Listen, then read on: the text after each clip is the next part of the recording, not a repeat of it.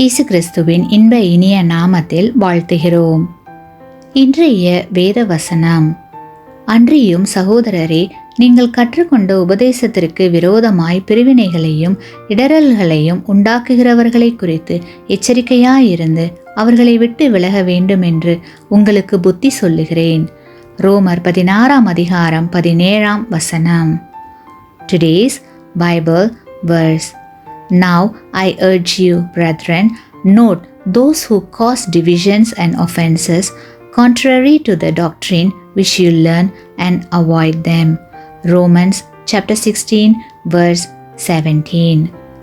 தமிழகத்தின் முன்னாள் முதலமைச்சர் திரு காமராஜர் அவர்களுடைய கட்சியில் உள்ள ஒரு தலைவர் ஒரு முறை அவரை நேரில் சந்தித்து மூத்த தலைவர்கள் அவருக்கு கொடுத்த தொந்தரவுகளை காமராஜரிடம் புகார் செய்தார்.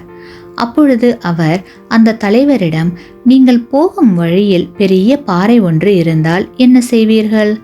அதை அசைத்து தள்ளிவிட்டு செல்வீர்களா அல்லது அதை சுற்றி செல்வீர்களா என்று கேட்டார்.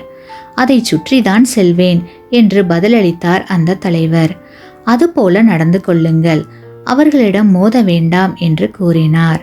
அது மட்டுமல்ல, வீணாக வம்பு சண்டைக்கு இழுப்பவர்களை விட்டு விலகி செல்வதே நல்லது என்பது அவரது அன்பு கட்டளை. சத்துருக்களையும் நம்மை பகைக்கிறவர்களையும் நாம் நேசிக்க வேண்டும், அவர்களுக்காக ஜெபிக்க வேண்டும் என்று வேதாகமம் ஆலோசனை கூறுகிறது. அது மட்டுமல்லாமல் அவர்களுக்கு உதவி செய்ய வேண்டும் என்றும் அவர்களது இரட்சிப்பிற்காக பாடுபட வேண்டும் என்று வேதாகமம் வலியுறுத்துகிறது. வேதாகமம் கூறும் ஆலோசனைகளும் வலியுறுத்துதலும் உண்மைதான், அதில் எந்த மாற்று கருத்தும் கிடையாது. அதே நேரத்தில் சிலருடைய வழியில் பிரவேசியாமல் ஒதுங்கிக் கொள்வதும் விலகிச் செல்வதும் நல்லது என்று வேதாகமம் புத்தி சொல்கிறது.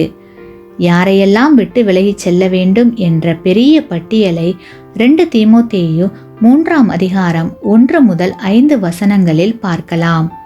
மேலும் சங்கீதம் 1:1, ரோமர் 16:17, 1 கொரிந்தியர் 5:11 இவைகளை நீங்கள் எடுத்து வாசித்தால் யாரிடமெல்லாம் விட்டு விலகிச் செல்ல வேண்டும் என்பதை நன்கு புரிந்து கொள்ள முடியும்.